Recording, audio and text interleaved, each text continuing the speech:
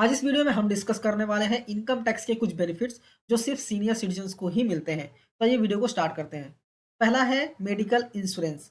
अगर आप एक सीनियर सिटीजन हैं और आप अपना आईटीआर फाइल कर रहे हैं तो आप सेक्शन 80D में मैक्सिमम 50,000 तक का डिडक्शन ले सकते हैं। अगर आपके पास मेडिकल इंश्योरेंस है, मेडिक्लेम है, उसका पेमेंट करते हैं आप, तो मेडिक्लेम का आप डिडक्शन ले सकते हैं। अगर आपके पास मेडिक्लेम नहीं है तो आपने जो मेडिकल एक्सपेंडिचर किए हुए हैं उसका डिडक्शन आप ले सकते हैं। मैक्सिमम 50,000 तक का डिडक्शन आपको मिलता है। नेक्स्ट है medical treatment of specified disease.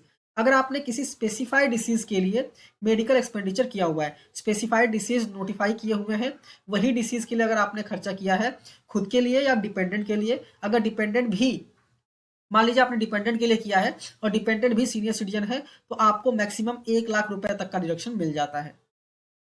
Next बात करते हैं एडवांस टैक्स का। अगर आपका इनकम बिजनेस या फिर प्रोफेशन से नहीं है, बिजनेस एंड प्रोफेशन को छोड़ के और किसी भी इनकम सोर्स से अगर आपका इनकम है तो आपको एडवांस टैक्स पे करने की जरूरत नहीं होती है अगर आप सीनियर सिटीजन है। नॉर्मली अगर आप देखेंगे तो 10,000 से ऊपर अगर टैक्स जाता है तो एडवांस टैक्स की बर्डन आ जाती है। बट आप सीनियर सिटीजन है और बिजनेस एंड प्रोफेशन से आपको कोई इनकम नहीं होता है तो आप एग्जम्प्ट है एडवांस टैक्स पे करने से। नेक्स्ट आता है एग्जम्पशन फ्रॉम आईटीआर फाइलिंग। ठीक है, एक सेक्शन आया था सेक्शन 194P, वो एग्जाम करता है सीनियर सिटीजन को आईटीआर फाइलिंग से। यहाँ पे सीनियर सिटीजन का मतलब है एज जो है 75 या फिर उससे अबव हो। ठीक है, इसके लिए कुछ कंडीशन है। पहला कि उस पर्सन का मतलब सीनियर सिटीजन का सिर्फ और सिर्फ पेंशन से इनकम होना चाहिए। दूसरा, अगर कोई इंटरेस्ट इनकम वगैरह है तो वो इंटरेस्ट इनकम और पेंशन इनकम दोनों एक ही बैंक अकाउंट में आना चाहिए।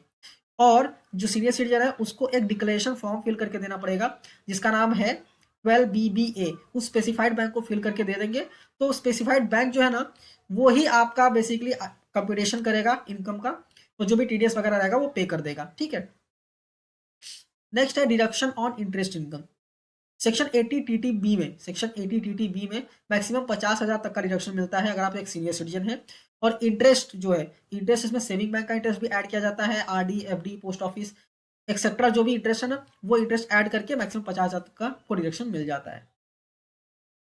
नेक्स्ट बात करें बेसिक एग्जम्पशन लिमिट की, तो अगर आप न्यू टैक्स रेजिम में जा रहे हैं तो आपको 3 लाख तक का बेसिकली बेसिक एग्जम्पशन लिमिट मिल जाता है। लेकिन अगर मैं न्यू टैक्स रेजिम की बात करूँ ना तो दोनों सीनियर सिटीजन हो या फिर सीनियर सिटीजन नहीं हो, दोनों को 3 लाख तक का ही बेसिक एग्जम्पशन लिमिट मिलता है।